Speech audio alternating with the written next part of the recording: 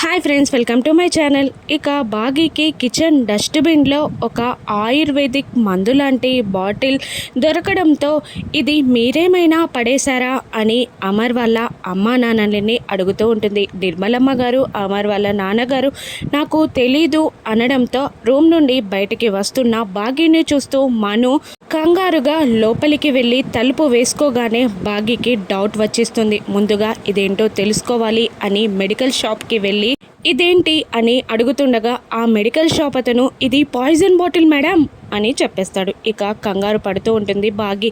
ఇంకా ఇలా అడుగుతూ ఉంటుంది, ఇది ఎవరికైనా ఇవ్వాలి అంటే ఎలా ఇస్తారు అని బాగి అడుగుతుండగా ఫుడ్లో కలిపిస్తారు మేడం, అన్నంలో కానీ కర్రీస్లో కానీ కలిపిస్తే తింటే చచ్చిపోవడం గ్యారెంటీ మేడం అని ఆ మెడికల్ షాప్ అతను చెప్పగానే ఇక బాగీకి ఊపిరాడదు, కళ్ళు తిరిగినట్టు అవుతుంది. ఇక పిల్లలు తినే అన్నంలో మనోహరి విషం కలిపిందని కన్ఫర్మ్ చేసేసుకొని అక్కడి నుండి పరుగున స్కూల్కి బయలుదేరుతుంది. పాపం బాగి తనకి ఆల్రెడీ హెల్త్ అప్సెట్లో ఉంది, అయినా కూడా ఎక్కడ ఆగకుండా పరిగెత్తుకొని వస్తూ ఉంటుంది.